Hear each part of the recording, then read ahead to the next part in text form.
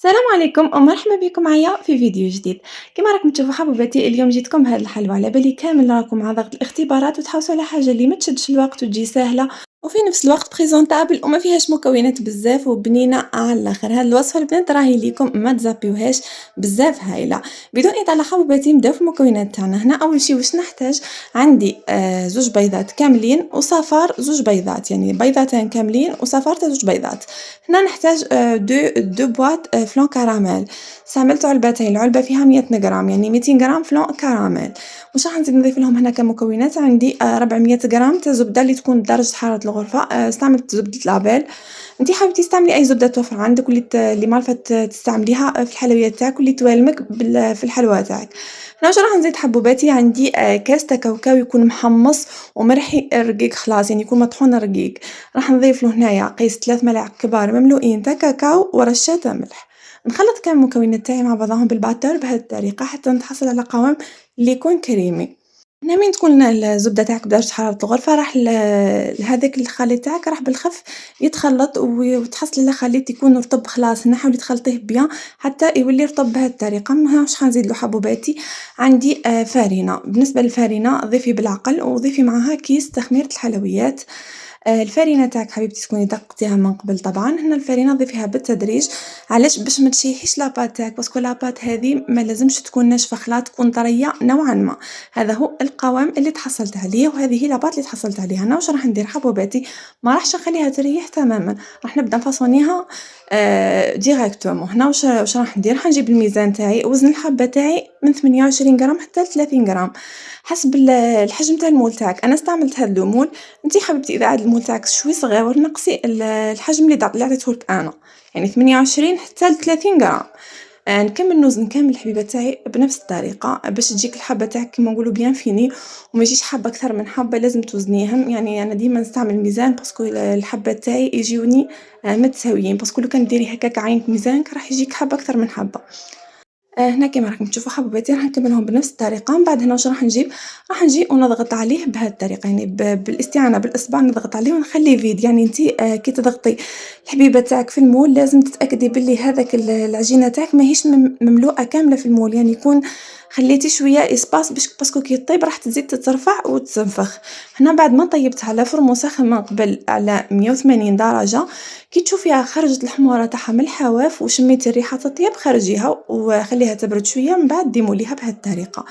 بالنسبة لاباط سابلي هذه حبوباتي، دوك نقول لكم قداه قطعت لي نحبة، قطعت لي تقريب 60 حبة مع الحبات اللي يتكسروا والحبات اللي يتقلوا مع الأطفال راكم تعرفوا، يعني تقريب قعدت لي 56 حبة هكاكا.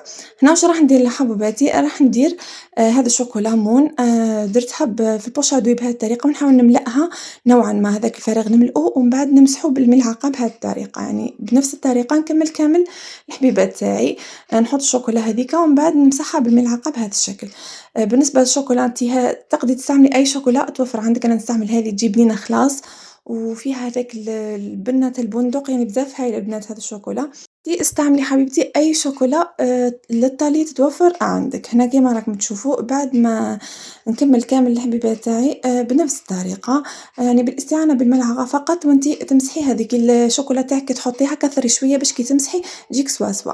خليها أكوتي. نروح هنا واش راح ندير؟ عندي قسم 180 غرام تاع كاوكاو إيفيلي وعندي 100 غرام تاع سكر جلاسي. نخلطهم مع بعضهم ونحطهم على نار متوسطة ونقعد نحرك فيهم، يعني ما نغيبش عليهم خلا، يعني وانتي تحركي فيهم حتى يتكرمل هذاك السكر ويولي يشدلك في هذاك الكاوكاو كيما راكم تشوفوا هنا.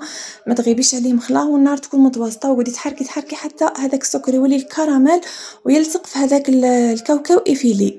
يعني هنا هاد الكاوكاو يجي يهبل يهبل ويجي بنين ومقرمش بزاف هايل البنات. هاد الكاوكاو هنا كيما راكم تشوفوا اكتفيت بهذا اللون. بعد ما ذاب لي هذاك السكر خليه يبرد. هنا الكاوكاو تاعك حليه في سنيوة عفوا، من بعد تخليه يبرد. بعد ما يبرد هذاك الكاوكاو تاعك تجي وتحطيه في تابليكيه فوق الحبة تاعك بهذه الطريقة. حاولي تابليكيه شوية واقف هكا باش من بعد كي تقلاصي الحبة تاعك تجي باهية. هنا راح نكمل كامل الحبيبات تاعي بنفس الطريقة. من بعد هنا واش راح ندير؟ عندي شوكولا ذوبتها فوق حمام بخاري وضفت لها قيس 5 ملاعق كبار تاع زيت. استعملت دادا شوكولا دادا، يعني وضفت لها 5 ملاعق كبار تاع زيت، يعني بلاكة كبيرة ضفت لها 5 مغارف كبار تاع زيت.